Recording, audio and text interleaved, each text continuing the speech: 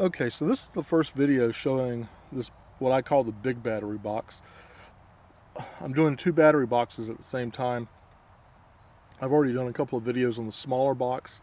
The smaller one's 120 amp hour or about 1560 watt hour.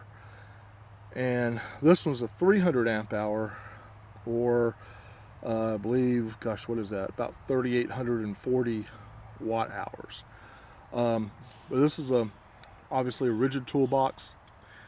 I don't like a lot of penetrations in the top, so I have not put in a power meter or anything of that nature yet. I've got a couple sitting on the workbench, and I'm debating whether or not I really want to use it. But in any case, you've got a standard rigid toolbox. Again, nothing penetrating the top, trying to keep it as waterproof as possible. You see 4 washers there. That actually is the tie-down strap mounting point for the strap that holds the battery down.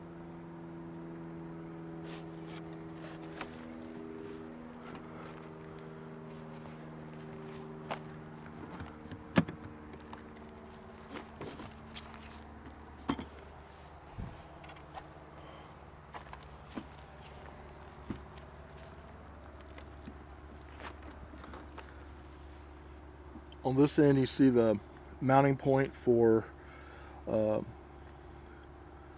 4-device panel that obviously will have a power switch, an accessory outlet, a voltage meter, and a USB-C port, and I believe I've got a PD port as well. The red connection there is power input. That is for either an AC charger, external AC charger, or the PV input. And then here you've got the AC power port right here that's probably hard to see because of lack of contrast.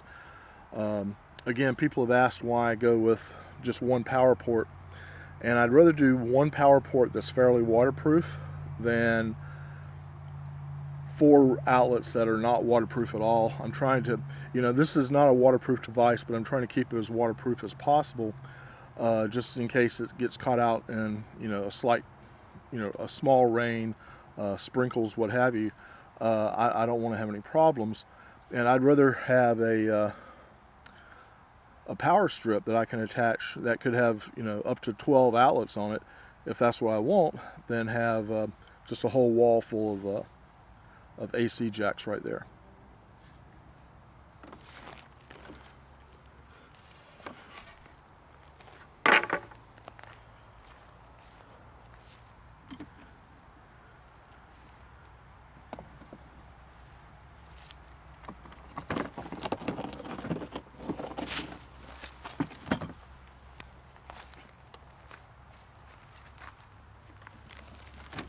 And then moving to the back side here, see I do have a couple of vents in back.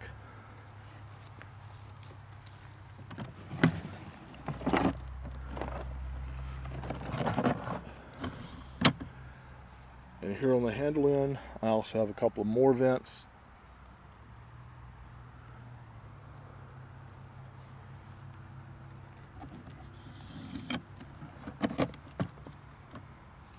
I've got 2 lights I'll be mounting back here. I have some 6-inch LED lights that work really well that I'll be mounting here. And I may add a couple more lights on the box at some point in the future, but right now I just do the 2 6s that I have come to think of as almost being just standard equipment. But in any case, I'll open the box up and show you what the inside looks like.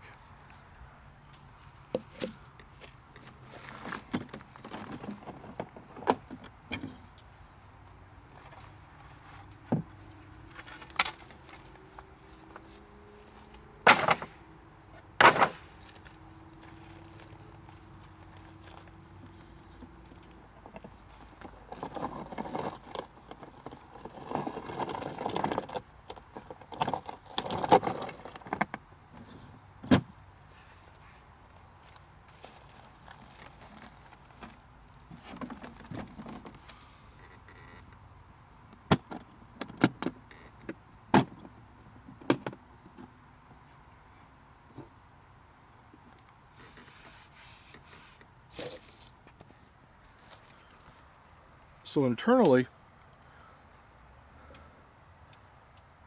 I've got my 300 amp hour Vatra battery and my 500 watt inverter, pure sine wave best tech inverter.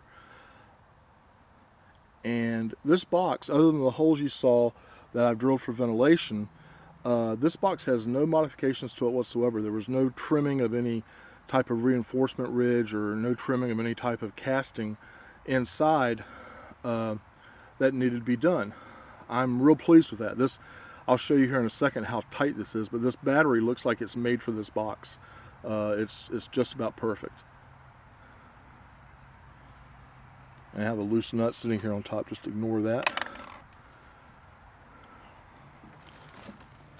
But as you can see, this battery fits perfectly in this box. That was a 100% drop-in. There was no trimming of any type done whatsoever.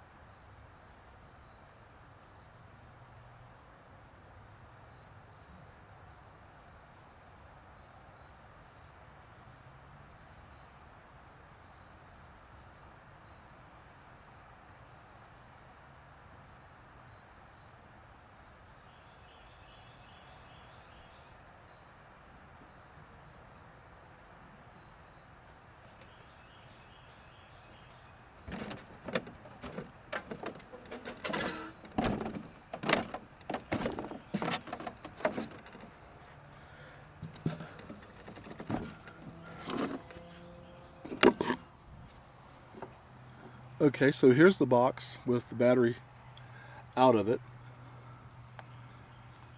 You see, like I said, there's no modifications to the box at all, other than cutting in some vent holes just for the sake of having vent holes. They're really not necessary with lithium iron phosphate battery because there's no off-gassing.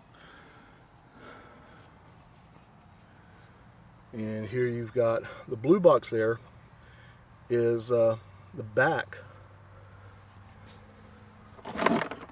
of my 4-device panel.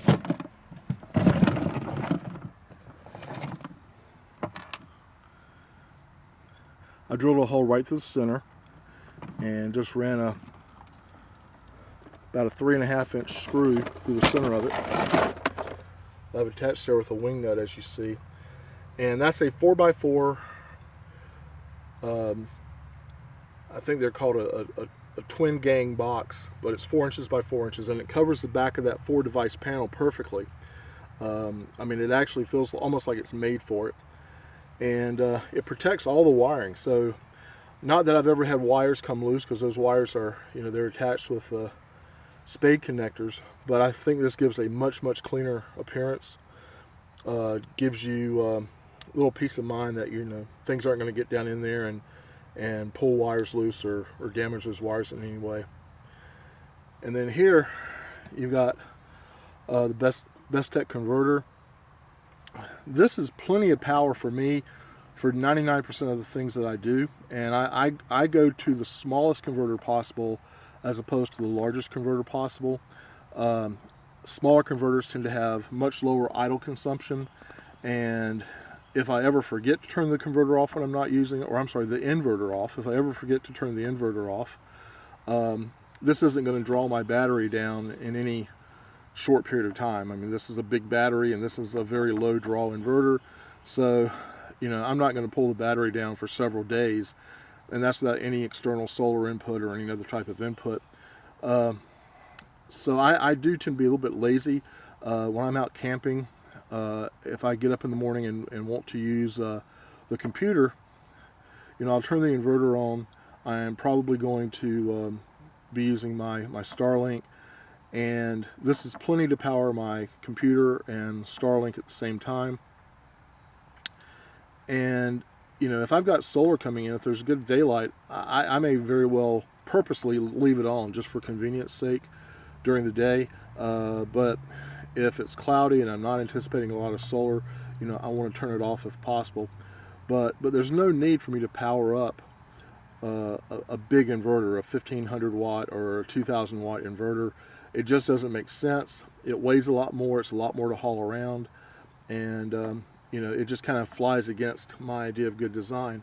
I have a 1000 watt inverter. I have a 1500 watt inverter that I can plug into the system if I ever need to. It won't fit here as neat.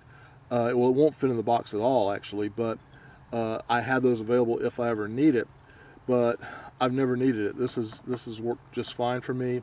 I have 3 or 4 of these 500 watt Bestechs, and I am thrilled with these inverters. There's a story behind this I'll tell you real quick.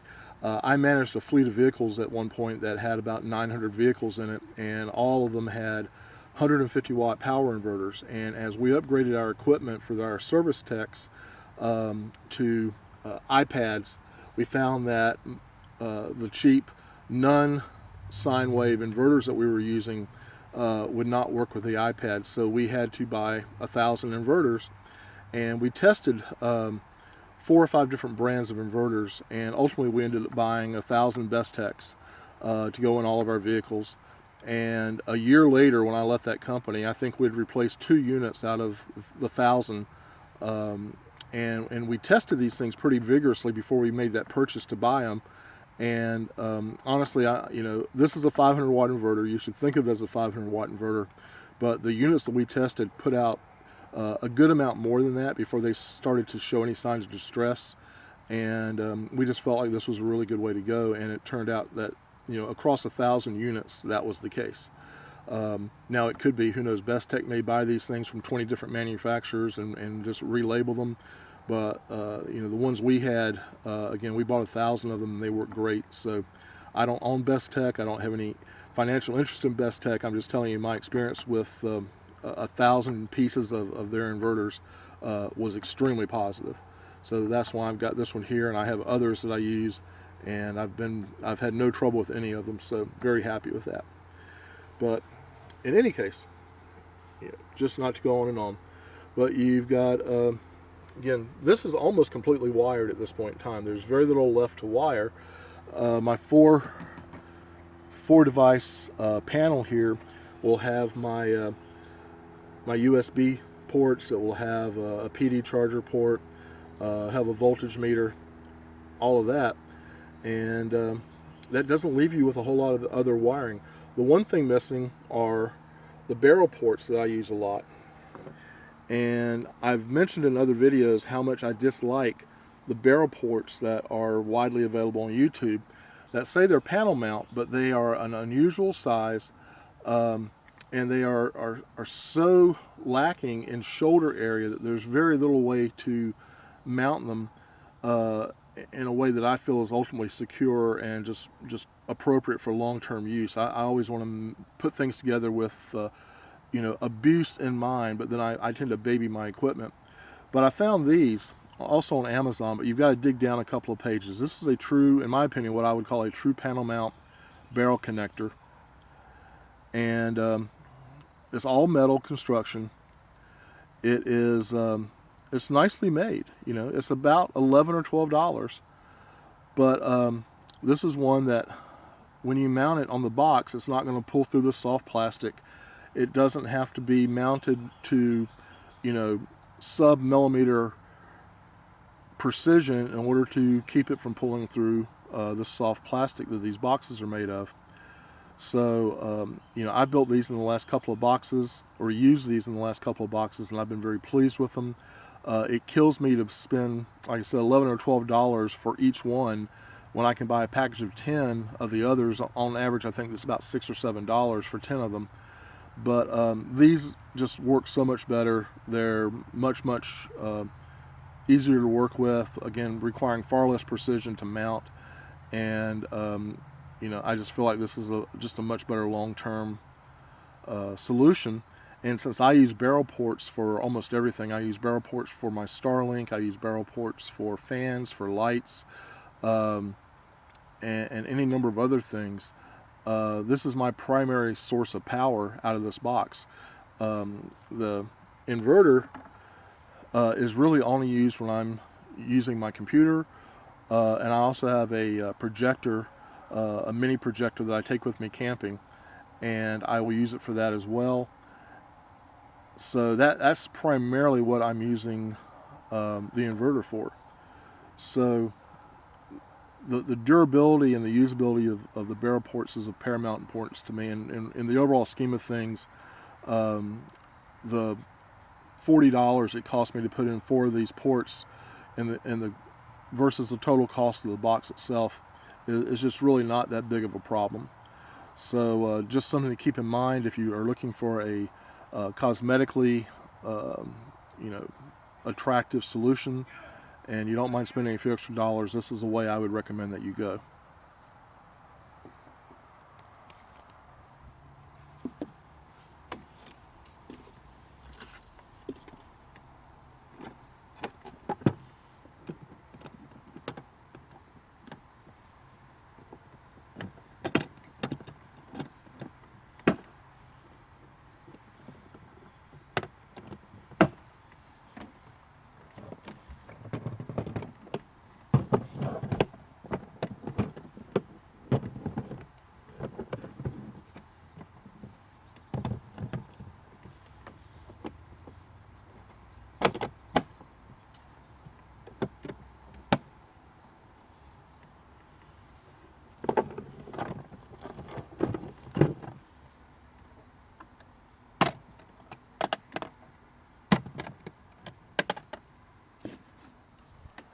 And then lastly, if you're paying attention, when I was showing you the bigger box, there was no solar controller or anything of that nature inside, and that's because of this. You know, there's a short video on this in particular, but I'll go ahead and show it to you here. But this is part of this rigid tool system that everything locks together. So this is a pretty durable, pretty rugged little solution. And inside, I've got my AC charger. This is not mounted in there. That's just, you know, where this thing rides. So you know, it's convenient to have with me. I've got my solar charge controller right here. Carry a power strip as well as the AC input cord for the charger.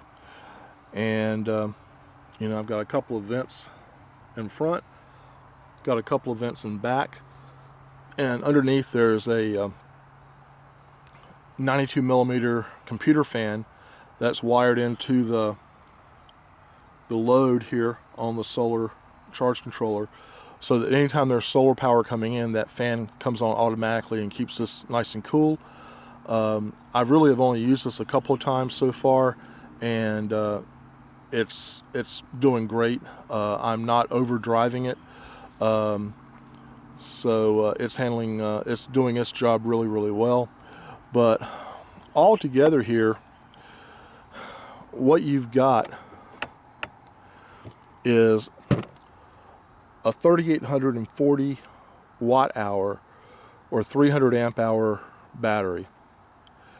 You've got the inverter, you've got an external charger, you've got your charge controller, and everything in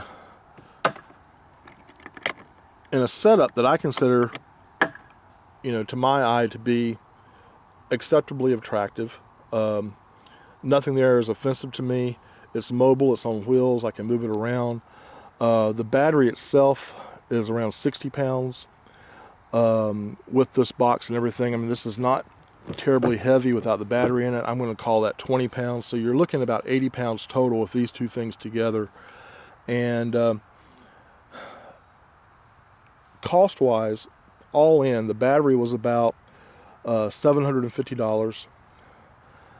And that's mid-2023 pricing, about $750 for a 300 amp hour battery. And then the box here is about $90. I bought it on sale, but I know it's normally $90. This box is $35. And then you've got your the inverter inside, goes for about $65, I believe, pretty consistently. Solar charge controller was a little bit over $100.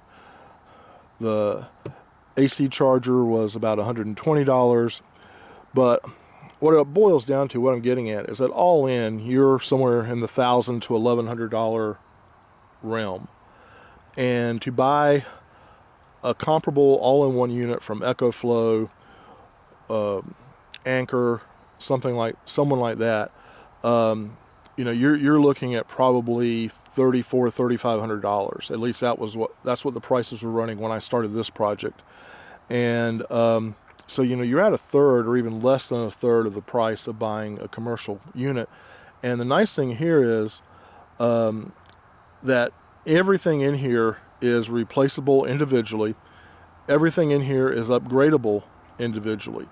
So the charge controller I've got works perfectly with the 800 watts of solar panels that I also have that I can carry with me. But if I ever need more, I can replace just the charge controller. The inverter, again, the 500 watt inverter is my preference. It suits my needs, but I do have larger inverters, and it's very easy for me just to kind of plug one in if I need a 1,000 watt inverter or if I need a 1,500 watt inverter. That's not a problem. I don't have to replace an entire piece of equipment just to get more capacity. But, you know, just want to show you what's possible. I was into keeping things kind of stealthy, as strange as that may sound. Again, with one power input port and back, I can roll just this bottom box into a Starbucks.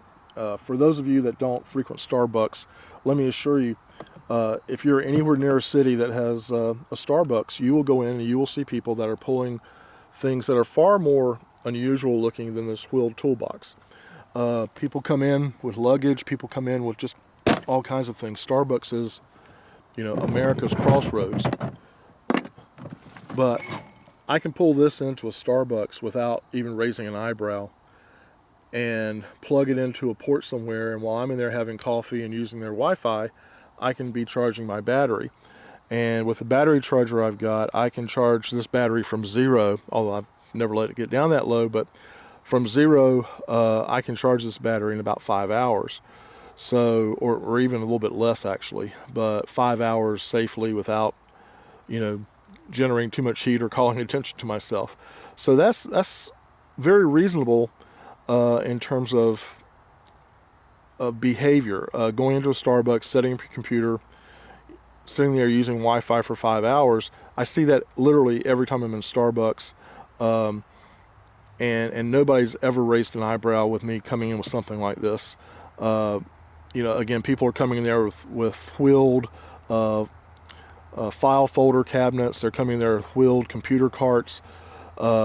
This doesn't raise an eyebrow. And again, since I don't even have to open this box up, all I'm doing is taking my AC charger and plugging into that that 50 amp port. You know, it doesn't raise any suspicion. So anyway, I'll do a final video on this just to show you the outcome of the final build. You know, although we're pretty close to being finalized here, just wanted to do a real quick video and show you kind of the progress and where things are. So hit that like and subscribe button if this helped you any. Ask questions, leave comments down below, and we'll see you in the next video.